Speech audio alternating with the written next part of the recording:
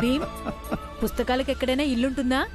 వేరే వాళ్ళకు ఉండనివ్వు, ఉండకపోనివ్వు, కానీ నాకు ఉంటుంది మీ భీమ్రావ్ గ్రంథాలయం.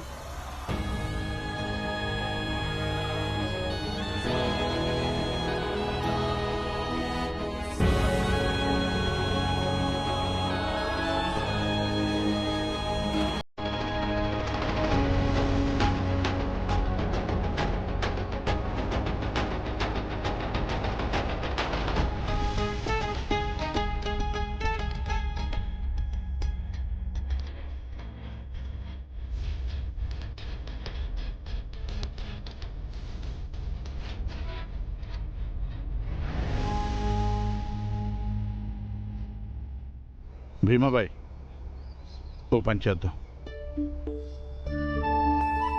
భీమ్ జీవితంలో మొదటి గ్రంథాలయం మన ఇంట్లో ఒక పక్కన పెడదాం. ఇంకా మన అందరం తలా 2 పుస్తకాలు తీసుకెళ్లి ఆ పుస్తకాలయంలో పెడదాం.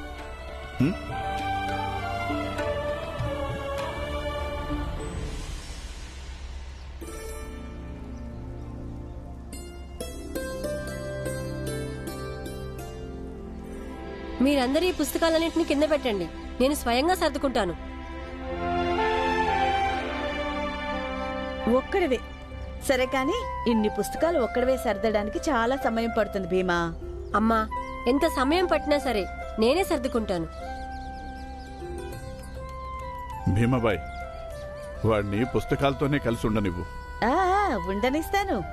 మీ తండ్రి కొడుకులిద్దరు ఎలాంటి వాళ్ళు తెలుసు.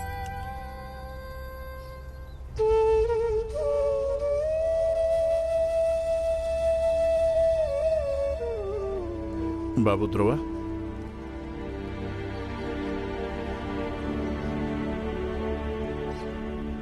బాబు, ఈ కొంచెం డబ్బు తీసుకో. ఈ డబ్బులతోటి ఏదైనా జీవనోపాధిని ప్రారంభించు. భీమ్, నువ్వు మీ నాన్నకి రాత్రన్న మాటలు చెప్పేశావా? లేదే. బాబు ధ్రువ, ఏమనుకోవద్దు. మీ ఇద్దరు రాత్రి మాట్లాడుకుంటున్నప్పుడు నేను మీ బాబాయ్ విన్నాం. అందుకే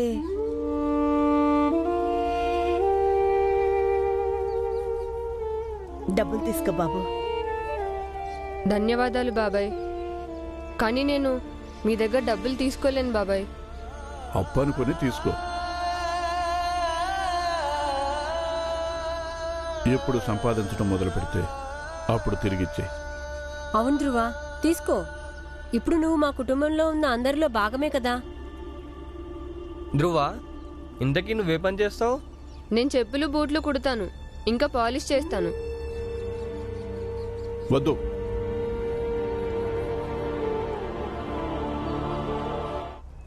వద్దు, నువ్వు ఈ పని చేయొద్దు. వేరే ఇంకేదైనా పని ఆలోచించు.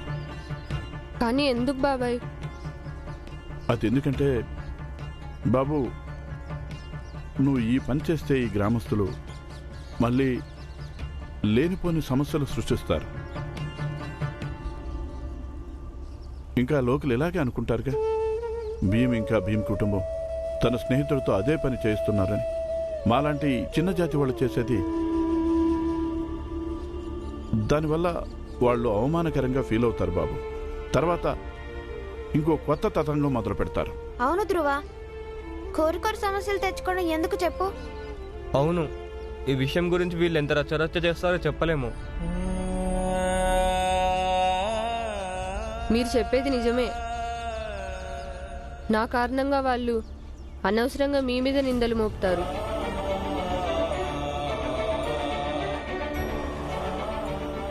కానీ నేను ఈ చెప్పులు బూట్లు కుట్టే పని చేస్తాను.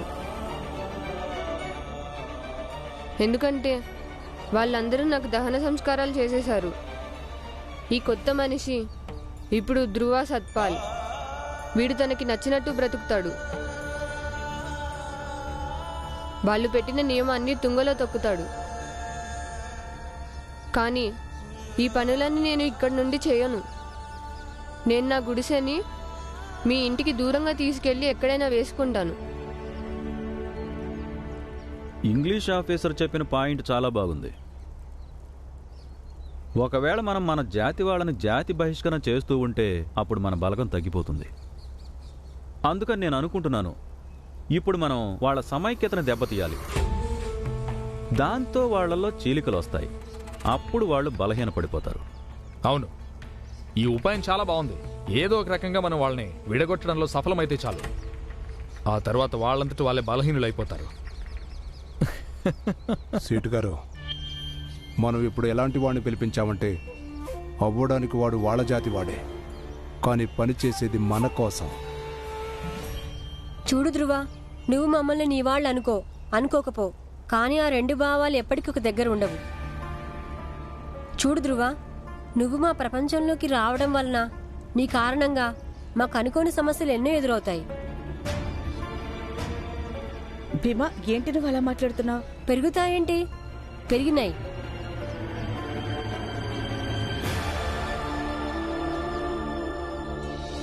కానీ దాని అర్థం అది కాదుగా, నువ్వు మమ్మల్ని విడిచి వెళ్ళిపోతానని అనడం. నువ్వు లేకముందు అప్పుడు కూడా ఇబ్బందులు పెట్టారు. అలాగే ఇప్పుడు నువ్వున్నా లేకపోయినా వాళ్ళు ఇబ్బందులు పెడుతూనే ఉంటారు. అందుకని ఆలోచించుకో, నువ్వు ఇక్కడే ఉంటావా లేక నీ గుడిసె పీకేసుకొని ఇంకెక్కడికైనా వెళ్ళిపోతావా? వెళ్ళిపోతావా? అయితే వెళ్ళిపో. ఇలా కపట ప్రేమతో పిన్ని, బాబాయ్, అక్క, నాన్న అంటూ నాటకాలు మాత్రం ఆడద్దు.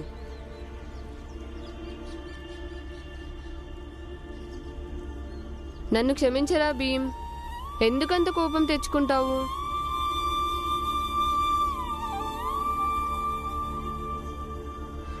ఇక క్షమించరా బాబు. ఏయ్,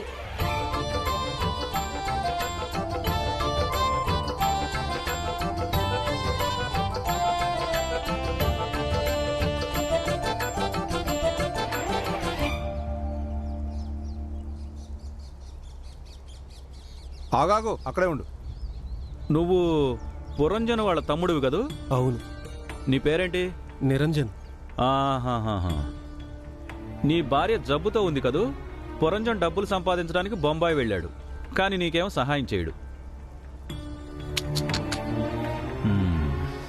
వాడేమన్నయ్యా, ఇదిగో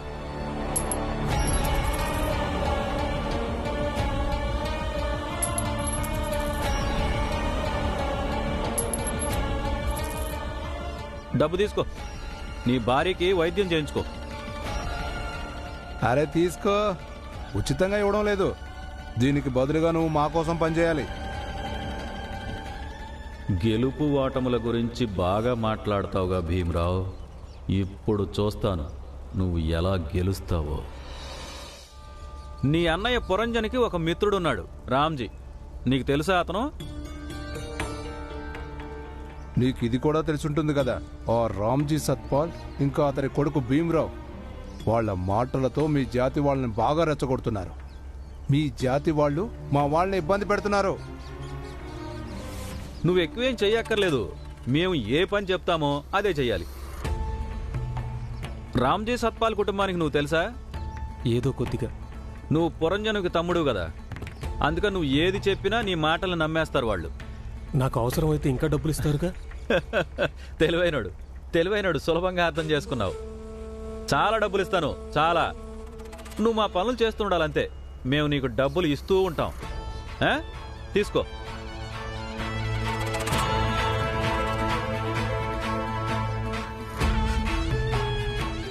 ఇక ఇప్పుడు వెళ్ళు.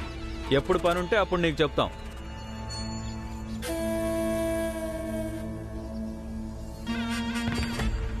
ఈ ప్రలోభం అనేది చాలా విచిత్రమైంది.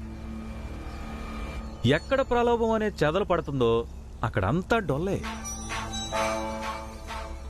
అది సంఘర్షణ కావచ్చు, ఉద్యమం కావచ్చు, లేక సమైక్యత కావచ్చు. నిజం చెప్పారు శెట్టి గారు. డబ్బు ముందు జ్ఞానం, మంచితనం అన్నీ దిగదూడిపే. అరే అటు చూడండి, మహాజ్ఞాని అంబేద్కర్ మాస్టారు ఎలా చెమటలు కక్కుతున్నారో.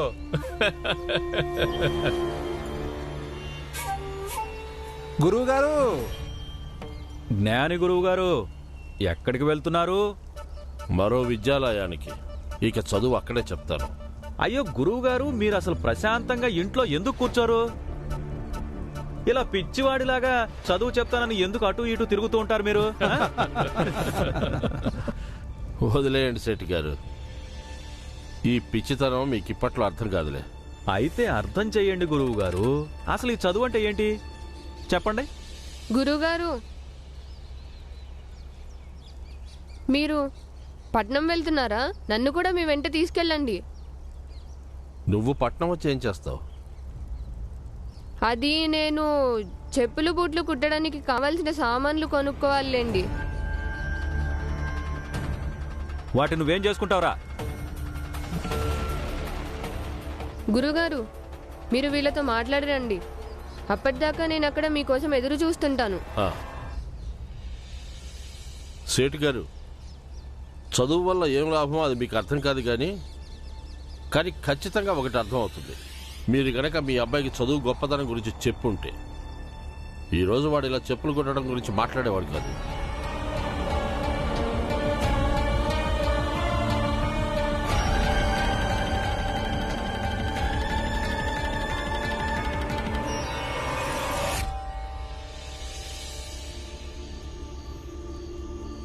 ఇదిగో కావాల్సిన సామాన్లన్నీ తెచ్చాను.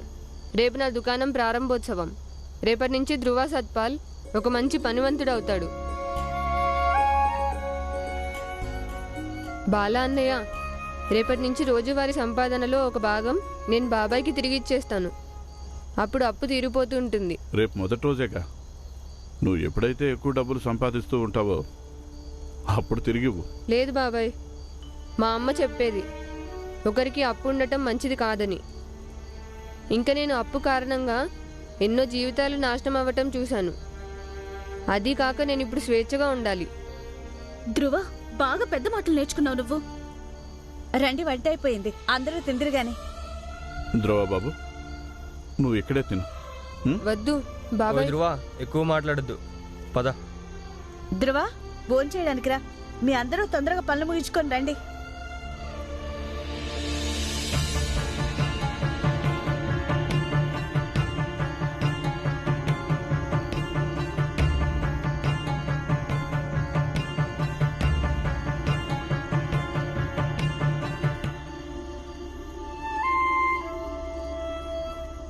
ఏమండి, ఇలా రండి. వచ్చి ఒకసారి భీమాన్ చూడండి. ఏమైంది? వచ్చి మీరే చూడండి. తొందరగా రండి. రండి.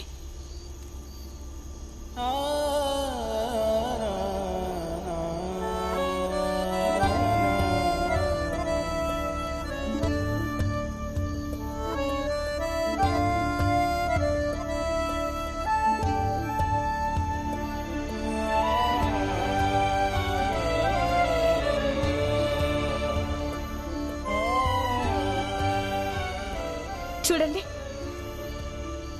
ఎలా నిద్రపోతున్నాడు. పుస్తకాల తలగడ పెట్టుకొని, పుస్తకాల దుప్పటి కప్పుకొని, పుస్తకాల కలలు కంటున్నాడు మన భీమా. కలలు కాదు, భీమ్ జీవితంలో పుస్తకాలు వాడి వాస్తవం అవుతాయి. వీడి వ్యక్తిత్వం నిర్మాణం ఇలాగే ప్రపంచంలో ఉన్న సమస్త పుస్తకాల పఠనం వల్లే అవుతుంది.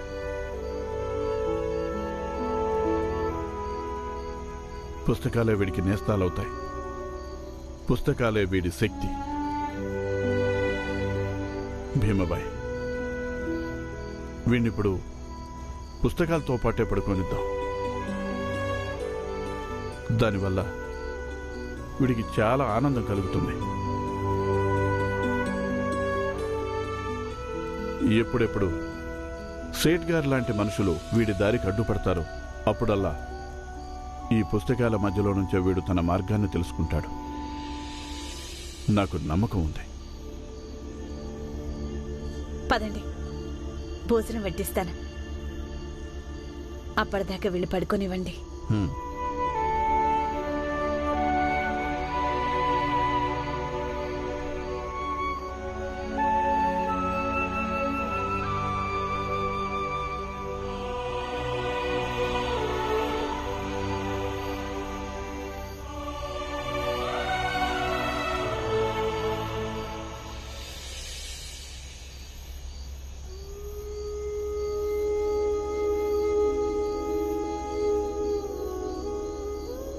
వదులు, నా పుస్తకాలు వదులు.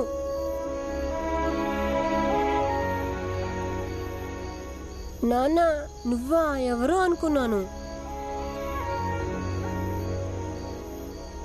ఏం పర్వాలేదు బాబు, అయినా ఇది మంచి విషయమేగా. నువ్వు నీ పుస్తకాలని ఎవరిని లాక్కోనివ్వు. భీంబాబు, నాది ఒక మాట జీవితాంతం గుర్తుపెట్టుకో. జ్ఞానాన్ని ఎప్పుడు కూడా సరైన పద్ధతిలో ఉపయోగించాల్సిన అవసరం ఉంది. సరైన పద్ధతి అంటే ఏంటి నాన్నా? జ్ఞానం అది కాదు, నిన్ను నీ వాళ్ళకి దూరం చేసేది. నీ వాళ్ళ దృష్టిలో నువ్వు ఎంత గొప్పవాడివైనా కానీ ఒకవేళ నీ జ్ఞానం వల్ల వాళ్ళని వాళ్ళు తక్కువగా అనుకోవటం మొదలుపెట్టారంటే అప్పుడు ఆ జ్ఞానం ఆటంకం. ఆటంకం అనేది ఎప్పుడూ వినాశకారి అవుతుంది, నిర్మాణకారి కాదు. నిర్మాణకారి అంటే ఏంటి? ఆ జ్ఞానం వల్ల ప్రేరణ కలగాలి. నిన్ను చూసి జనాలు అనుకోవాలి వాళ్ళు కూడా నీకులాగా అవ్వాలని. వారి మనసుల్లో నీ పట్ల ఇబ్బంది కాదు, ఆరాధన కలగాలి, గౌరవం కలగాలి, ప్రేమ కలగాలి. అప్పుడు వాళ్ళు నిర్మలమైన మనసుతో నీ దగ్గరికి తప్పుల గురించి తెలుసుకోవడానికి వస్తారు. అలాంటి జ్ఞానాన్ని నిర్మాణకారి జ్ఞానం అంటారు. రండి, భోజనాలు వడ్డించాను, మీరిద్దరు కూడా రండి. పదబాబు, అన్నం తిందు కానీ ఖాళీ కడుపుతో పడుకోవడం కూడా మంచిది కాదు బాబు.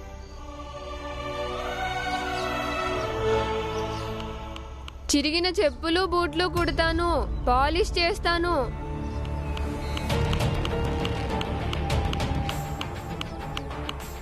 తెగిపోయిన చెప్పులు బూట్లు కుడతాను, పాలిష్ చేస్తాను. తెగిపోయిన బూట్లు చెప్పులు కుడతాను, పాలిష్ చేస్తాను. రండి బాబు, రండి. అరే ఏంట్రా నువ్వు చేసే పని? నీకు సిగ్గులేదా? అన్ని బుద్ధులు. నోటికొచ్చినట్టు మాట్లాడొద్దు. అయినా నీకెందుకు? మీ అందరి దృష్టిలో నేను చచ్చిపోయానుగా. ఇప్పుడు నేను దెయ్యాన్ని. ఇంకా దెయ్యాలకి సిగ్గేంటి? ఇప్పుడు నేను మేళం వాయిస్తాను, చెప్పులు కుడతాను, లేకపోతే రక్తం తాగుతాను. నీకేం సంబంధం లేదు కదా. మర్యాదగా వెళ్ళి ముందు నీ టీ కొట్టు తెరుచుకో. అసలు నీతో మాట్లాడటమే దండగా. సేటు గారు కడుపున చెడబుట్టావు. అరే అవతలికి పో. భీమరావు, భీమరావు, ఏమైంది గురువు గారు? చెప్పండి. నిన్న వేరే ఊర్లో విద్యాలయంలో నేను ఉపాధ్యాయుడిగా అర్జీ పెట్టుకున్నాను కదా. ఈరోజు అక్కడి నుంచి నాకు సందేశం వచ్చింది. నేను అక్కడ చేరాలి. ఈరోజు వెళ్ళి నేను అక్కడ చేరతాను. నేను నీ అడ్మిషన్ గురించి కూడా మాట్లాడతాను. నువ్వు దాని గురించి దిగులు పడద్దు. నిజమా గురువు గారు? అవును భీమరావు. మీలాంటి గురువు ఉంటే శిష్యులు దిగులు పడాల్సిన అవసరమేముంది?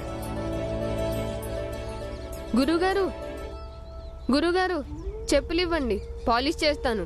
అదిగో నా దుకాణం ఇవాళ మొదటి రోజు. నేను చదువులో భీమరావు అంతా హుషారు కాదు, అందుకని చదువులో పేరు సంపాదించి మీకు దాన్ని గురుదక్షిణగా ఇవ్వలేను. కానీ నేను శిష్యున్నే గురువుగారు. నా మనసులో మీ మీద భక్తి ఉంది. చెప్పులు ఇవ్వండి, నేను ఇప్పుడే పాలిష్ చేసి ఇస్తాను. గురువుగారు ఇవ్వండి. అవును గురువు గారు, ఇవ్వండి.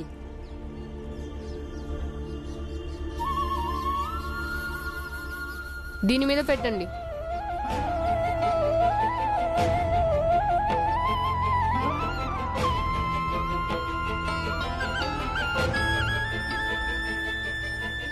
చూడు ధ్రువ, ఈ పనులు చేయాల్సిన అవసరం నీకే ఉంది. అయ్యో గురుగారు, మీరు ఇలా అనుకోలేదనుకోండి నేను సేటు గారి కొడుకునని. అప్పుడు నా అవసరం అర్థమవుతుంది మీకు. అప్పుడు తప్పుగా కూడా అనిపించదు. అయినా మీరు చెప్పండి గురువుగారు, ఇది తప్ప నేనేం చేయాలి? ఇది బ్యాన్మేళం సీజన్ కాదంట. ఇక ఎవరు నాకు వాళ్ళ ఇళ్లలో పొలాల్లో పనులు ఇవ్వరు. ఎందుకంటే వాళ్ళు సేటు గారికి భయపడతారు కాబట్టి. అందుకని పని ఎంచుకున్నాను. మంచి పని గురువుగారు. ఒక చిరిగిపోయిన చెప్పు కుట్టి దాన్ని పాలిష్ చేసి మెరిపించడం అంటే ఒక మరణించిన మనిషిని తిరిగి బ్రతికించి నవ్వించడం లాంటిది.